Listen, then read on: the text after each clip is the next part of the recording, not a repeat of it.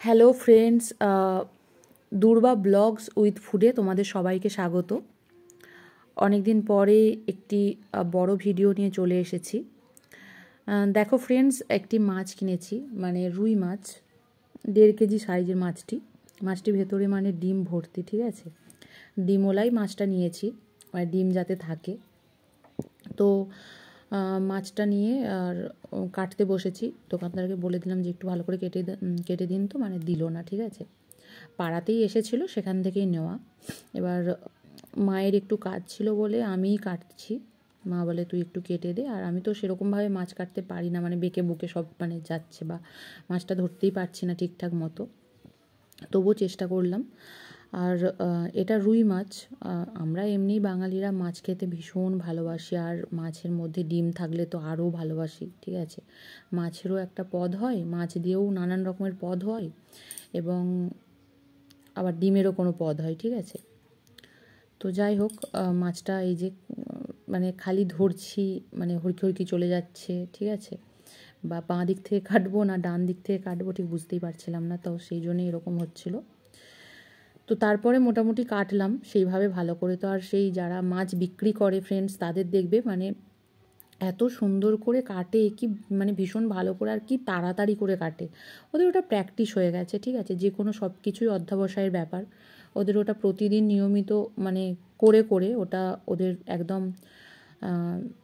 Practice হয়ে গেছে, তাই জন্য ওরা ভীষণ ভালো করে মাছ কাটতে পারে। আর প্রত্যেকটা মাছ কাটলে দেখবে ফ্রেন্ডস, মানে মাছের সাইজগুলোও প্রত্যেকটা সমান হয়, মানে একটা সাইজ আর একটা সাইজের পুরো সমান, মানে কোনো আঁকাবাঁকাও হবে না, কোনো কিছু হবে না, ঠিক আছে। তো আমরা তো আর সেরকম পারবো না, আমরা এমনিতেই হাট থেকে মাছ কেটেই নিয়ে আসি, যেহেতু বাড়িতে সেরকমভাবে কাটা হয় না।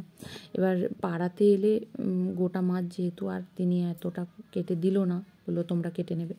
আর মায়ের যেহেতু কাজ আছে, মা বললো তোরাই কাট। তো আমার দিদি ভিডিও করে দিচ্ছে আর আমি মাছটা কাটছি। দেখো মোটামুটি ভালোই কেটেছি। এই যে মাছের যে পিত্তি থাকে সেটা কিন্তু গলে যায়নি, ওটা মানে গলে গেলে নাকি মাছটা তেতো হয়ে যায়। তো যাই হোক, এই যে এগুলো বার করছি এবার, মানে এটা বার করছি টেনে টেনে, ভেতরে যে ডিমটা আছে না সেইটা হয়ে যায়, ঠিক আছে। ওই জন্য ধীরে সুস্থে বার করার চেষ্টা করছিলাম। আর ডিমটা তো আমি বার করতে চাইছি কিন্তু বেরোচ্ছে না, মানে বার করতেই পারছি না। তাই জন্য আবার মাছটাকে অর্ধেক করলাম কেটে, দেখলাম যে পুরো এতটা পর্যন্ত ডিম, মানে যতটা কাটবো মাছের ডিমই আসবে। দেখো ফ্রেন্ডস, মানে কাটার পরেও না মাছের ডিমটা দেখা যাবে, এই যে মানে এত ডিম আছে মাছটার মধ্যে। তো ভালো। তো সেই আসলে মাছে ডিম থাকলে না সেরকমভাবে মানে মাছের বার হয় না বলে, মানে যেহেতু ডিমটাই অনেকটা বড়, ঠিক আছে। তো দেখো ফ্রেন্ডস, এই যে এরকম ব্যাপার, এই যে মাছটার ডিমটা মানে অনেকক্ষণ টাইম লাগছে, মানে ডিমটাকে না বার করতেই পারছি না, অনেকক্ষণ সময় লাগছে। তারপরে এই যে অবশেষে ডিমটা বেরোলো, আর এই যে এত ডিম হয়েছে দেখো, মানে এত ডিম মাছটার মধ্যে, মানে অর্ধেক তো ডিমই ছিল, ঠিক আছে। মাছের ভেতরে অর্ধেক ডিমই ছিল।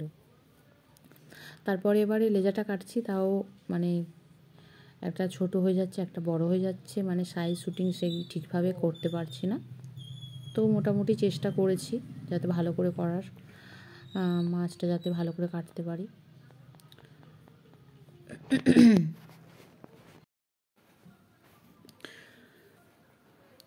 তোমাদের কী মাছ খেতে ভালো লাগে অবশ্যই জানাবে। আর মাছটার আমি যখন মানে মা যখন তরকারি করেছে তখন আর শ্যুট করা হয়নি, নাহলে তরকারিটাও করে দেখাতাম, কিন্তু সেই সময় কোনো কারণবশত আর শ্যুটটা করা নেই। মানে গ্যালারিতে তো এটা অনেক দিনেরই ভিডিও, তো হঠাৎ করেই গ্যালারি মানে সমস্ত কিছু ডিলিট করছি, ফোনটা মানে একদম স্টোরেজ মানে ফুল হয়ে গেছে, তো ডিলিট করে দিতে হবে। তো কিছু কিছু ভিডিও আছে যেগুলো করে রেখেছিলাম, সেগুলোই আপলোড করছি, কারণ এবার না ডিলিট করলে না ফোনটা বড্ড বেশি হ্যাং করছে। তো ফ্রেন্ডস দেখো, এই যে কেটে ফেলেছি, মানে ওটার যে পেটিটা থাকবে না সেটা এই যে এরকম করে কেটে ফেলবো। সে যাই হোক। তো ফ্রেন্ডস, কেমন লাগলো আজকের ভিডিওটা অবশ্যই জানাবে। দেখা হবে আবার পরের ভিডিওতে। তো সবাই ভালো থেকো।